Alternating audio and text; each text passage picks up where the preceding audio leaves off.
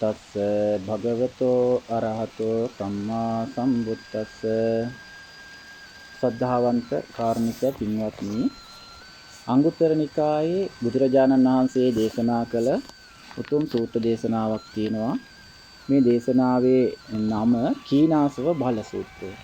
කීනාසව කෙලස් ප්‍රහාණය කළ උතුම් රහතන් වහන්සේලාගේ තියෙන බලයන් ගැන.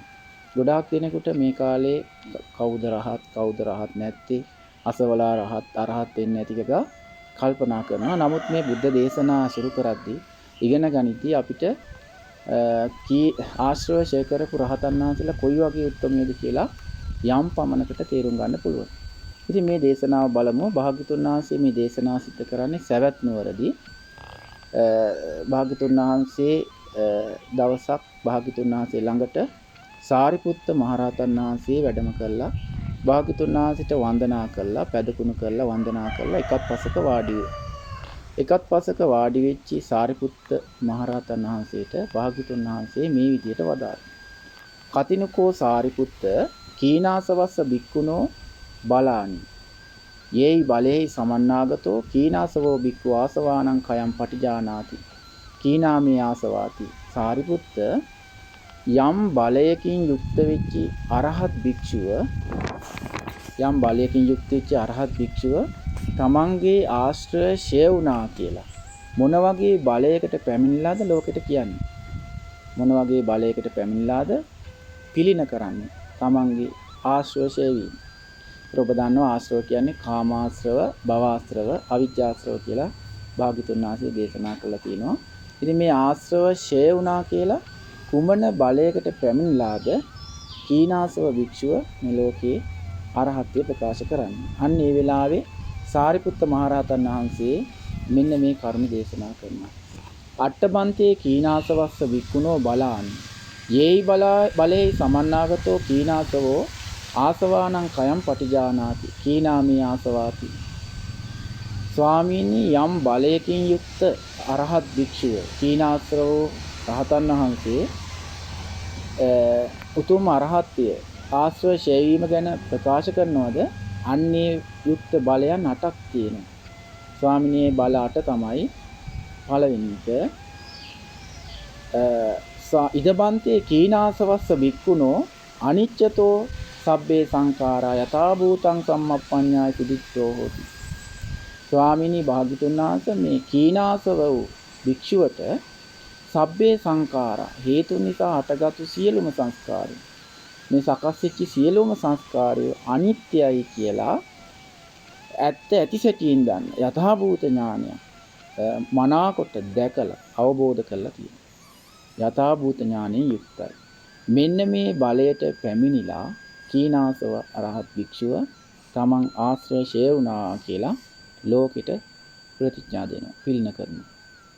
ඒ කියන්නේ සියලු සංස්කාර හේතුන් නිසා හටගත්ත යම්තා සංස්කාරයක්ද ඒ සියලු සංස්කාරය අනිත්‍යයි කියලා දියුණු කරන ලද ප්‍රඥාවෙන් යථාභූත ඥානකින් මනාකොට දැකලා තියෙනවා කියලා. ඒක තමයි කීනාසව භික්ෂුවගේ පළවෙනි බලය. ඊළඟට සාරිපුත්ත මහරහතන් වහන්සේ දේශනා කරනවා පින්වත්නි, දෙවනි බලයේ විදිහට භාග්‍යතුන් වහන්සේ නොඑක ආකාරයෙන් කාමී ආදීනව පෙන්නලා තියෙනවා. ඔබ දන්නවා භාග්‍යතුන් වහන්සේ මේ භාග්‍යතුන් වහන්සේ මෙන්න මේ විදිහට පෙන්නනවා අංගාරකාසූපමා කාමා කියලා. ඒ කියන්නේ ගිනි අඟුරු වලක් වගේ කාමයට උපමා කරලා තියෙනවානේ. ඒ කියන්නේ ගිනි අඟුරු වලකට බලවත් පුරුෂයෝ දෙන්නේ දුර්වල පුරුෂයෙක් ඇවිල්ලා ඇදගෙන ගිහිල්ලා දානවා වගේ. ඒ වගේ දැවිල්ලක්, ඒ වගේ පීඩාවක්, දැවිල්ලක්, පිච්චීමක් තියෙනවා කාමයේ. ඒ වගේ කියන. එතකොට මේ රහතන් වහන්සේ මෙන්න මේ කාමයේ දැකලා තියෙන ගිනි අඟුරු වලක් වගේ පිච්චෙන දැවිලි තැවිලි තියෙන තැනක් විදියට. මේක අංගාරකාසූපමා කාමා යථා භූතං සම්මප්පඤ්ඤාය සුදිත්තෝ. යථාර්ථ වශයෙන් ඇත්ත ඇති සැටියෙන්ම දියුණු කරන ලද ප්‍රඥාවෙන් දැකපු ඒ බලයෙන් යුක්තයි කීනාසව රහත් භික්ෂුව. එන්නේ බලයට පැමිණලා තමයි තමන් ආශ්‍රව ඡය කරා කියලා ලෝකෙට පිළින කරන්නේ. කාමය දැන් සාමාන්‍ය ලෝකයේ පංචකාමයේ අඟුරු වලක් වගේ දකින්නේ නැහැ. මේ ලෝකයේ කාම ලෝකයේ ඉන්න සියලු සත්‍යයන්ගේ බොහෝ සත්‍යයන්ගේ පැතුම තියෙන්නේ කාමය.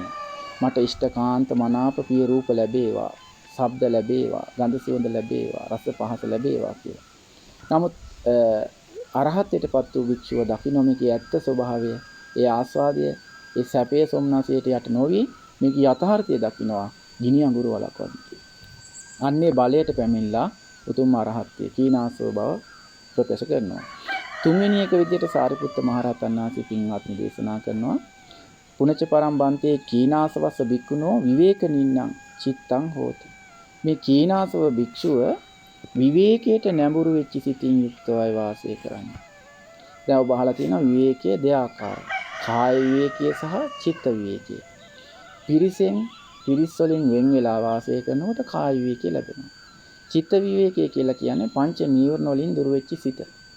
කාමච්ඡන්ද, ව්‍යාපාද, තීන මිද්ද, උද්ධච්ච, කුක්කුච්ච, විචිකිච්ඡා කියන නීවරණ වල හිතේ වැඩ කරද්දී හිතට අවිවේකයි. මොකද මේ නීවරණ ඔස්සේ හිත ක්‍රියාකාරී වෙනවා. එහෙසයි, අකුසල්.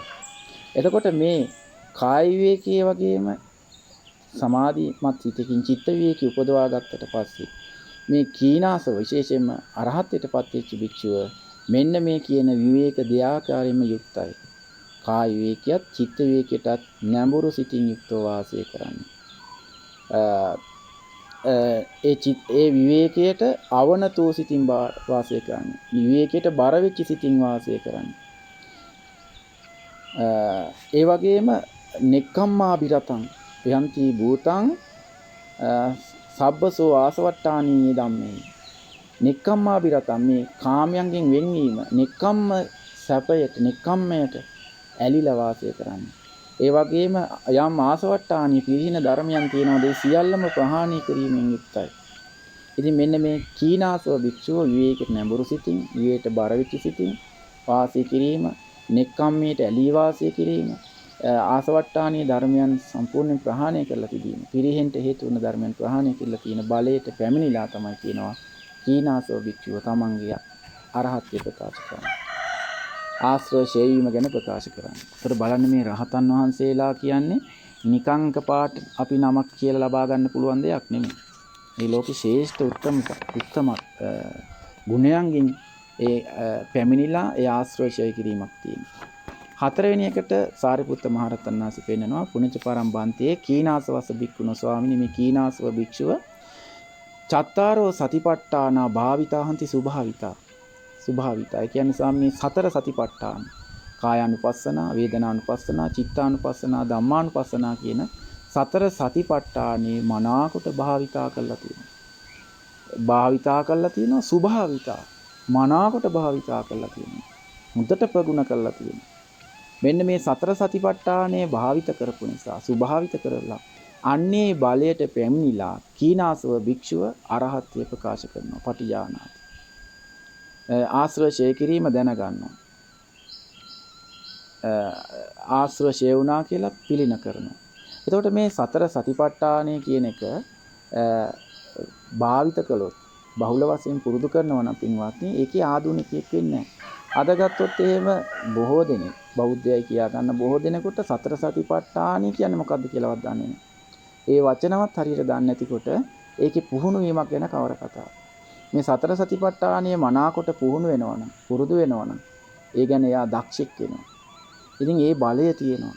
මනාකොට කායානුපස්සනා, වේදනානුපස්සනා, චිත්තානුපස්සනා, ධම්මානුපස්සනාව වැඩි වීම නිසා බහුල වශයෙන් පුරුදු කිරීම නිසා ඒක යාගේ බලයක්.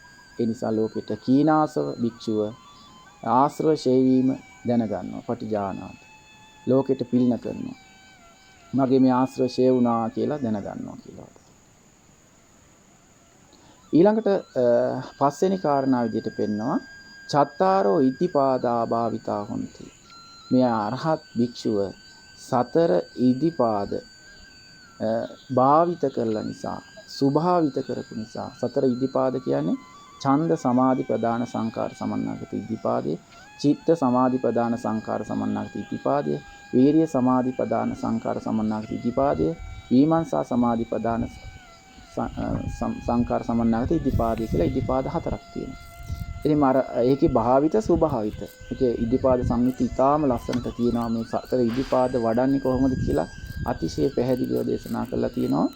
එතකොට මේ ඉදිපාද භාවිත කරන කෙනෙකුට ස්වභාවිත කරන කෙනෙකුට පින්වත්නි ඒ තුල පරිණත භාවය තියෙනවා. පරිපූර්ණත්වය තියෙනවා. අර මම කියේ සමහරුන්ට මේවවත් පාඩම් නෑ. සමහරට මේකේ ධර්මයේ මොකද්ද අධර්මයේ මොකද්ද කියලාවත් තෝරගන්න බෑ. නමුත් දැන් කෙනෙක්ගෙන් ඇහුවොත් එහෙම පටිච්චසමුපාදේ තේරෙන්නේ නැහැ කියනවා. අපි අහනවා කී පාරක් සිහි කරලා තියෙනවද? එක පාරක්. තමයි දෙපාරක්, තුන් පාරක්. දැන් අපේ බුදුරජාණන් වහන්සේ සම්බුද්ධත්වයට පත් වුණාටත් පස්සේ සතිස් කෝටි 100,000ක් හේතුඵල ධම්ම විමසුවා කියනවා. ඒතර අපි අඩු ගානේ 100 පාරක්වත් සිහි කළාද? ඊට පස්සේ තේරෙන්නේ නැහැ කියනවා. ඊට පස්සේ ප්‍රශ්න 1000 පාරක් සිහි කළාද? ඉතින් මේ ඉදිපාද මනාකොට පුරුදු කරනවා නම් භාවිත කරලා තියෙනවා නම් එයා ඒ බලයට පැමිණිලා තමයි කියනවා කීනාසව භික්ෂුව ඒ බලයට පැමිණලා උතුම් අරහත්ත්වයේ පිළින කරනවා. මේක කීනාසව භික්ෂුවගේ බලය. 6 වෙනි එක තමයි පුනච්ච පරම්පි බන්තේ කීනාසවස්ස භික්ඛුනෝ පංචින්ද්‍රියානි භාවිතානි හොಂತಿ. පංචින්ද්‍රිය සද්ධා, විරිය, සති, සමාධි, ප්‍රඥා කියන ඉන්ද්‍රිය ධර්ම භාවිත කරලා ස්වභාවිත කරපු බලයේ තියෙන. ඒ බලයට පැමිණිලා තමන්ගේ කීනාසව බව අරහත්ත්වය ප්‍රකාශ කරනවා, පිළින කරනවා ලෝකෙට දැනගන්නවා. 6 වෙනි එක තමයි 7 වෙනි එක තමයි භාග්‍යතුන් වහන්සේ වදානවා සත්ත බොජ්ජංගා භාවිතාවන්ති සුභාවිතා. සත්ත බොජ්ජංග මොනවාද? සත්ත බොජ්ජංග සති සම්බොජ්ජංගය, ධම්මවිචේ සම්බොජ්ජංගය, විරිය සම්බොජ්ජංගය, පීති සම්බොජ්ජංගය, පස්සද්ධි සම්බොජ්ජංගය, සමාධි සම්බොජ්ජංගය, උපේක්ඛා සම්බොජ්ජංගය. අවබෝධයට උපකාරන අවබෝධයට පාක්ෂික මේ ධර්ම 7 භාවිත කළා. සුභාවිත කරපු නිසා ඒ බලයට පැමිණලා කීනාසව අරහත් භික්ෂුව තමන්ගේ අරහත්ත්වය ප්‍රකාශ කරනවා. ආශ්‍රව ශේවීම ගැන පිළින කරනවා. මේක තමයි කියනවා කීනාසව භික්ෂුවගේ 7 වෙනි බලය. 8 වෙනි බලය විදිහට පෙන්නනවා කීනා කුණච පරම්බන්තේ කීනාසවස භික්ඛුනෝ අරියෝ අට්ටංගිකෝ මග්ගෝ භාවිතෝ හොති සුභාවිතෝ. ආර්ය අෂ්ටාංග මාර්ගයේ භාවිත කරපු නිසා සුභාවිත කරපු නිසා අන්නේ බලයට පැමිණිලා ආශ්‍රේෂයෙන් පිළින කරනවා, ප්‍රකාශ කරනවා, දැනගන්නවා. මොකක්ද ආර්ය අෂ්ටාංග මාර්ගයේ? සම්මා දිට්ඨි, සම්මා සංකප්ප, සම්මා වාචා, සම්මා කම්මන්ත, සම්මා ආජීව, සම්මා වායාම, සම්මා සති, සම්මා සමාධි. මේ තුල භාවිත කළා, සුභාවිත කරලා ඊන්නේ බලයෙන් යුක්තයි.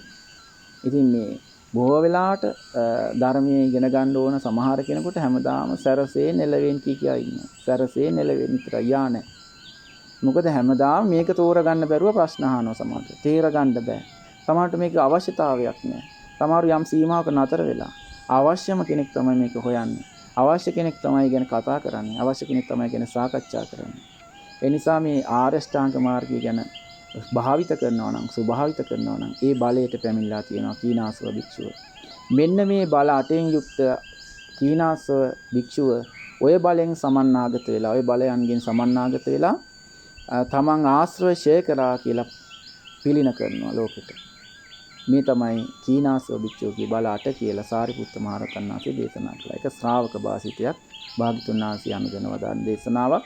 එතකොට බලන්න පින්වත්නි මේ කීනාසව අරහත් භික්ෂුවක් කියන්නේ එසේ මෙසේ කෙනෙක් නෙමෙයි. ඔබට මතක ඇති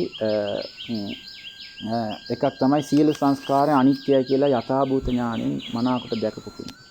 ඊළඟට කීනාසව අරහත් භික්ෂුව කියලා කියන්නේ විවේකයට නැඹුරු සිටින් නෙක්ඛම්මයට ඇලී වාසය කරන පිරිහීම පිණිස තියෙන කරුණු සියල්ලම දුරු කරපු උත්තම. ඒ වගේම කීනාසව අරහත් භික්ෂුව කාමයෙන් විනයගුරු වලක් වගේ දැකපු කෙනෙක්. ඒ බලයෙන් යුක්තයි. ඊළඟට කීනාසව අරහත් භික්ෂුව සතර සතිපට්ඨානෙ භාවිත කළා, සුභාවිත කළා තියෙනවා. ඒ වගේම කීනාසව අරහත් භික්ෂුව සතර ඉදිපාද භාවිත කළා, සුභාවිත කළා තියෙන මේ බලයෙන් යුක්තයි. කීනාසව අරහත් භික්ෂුව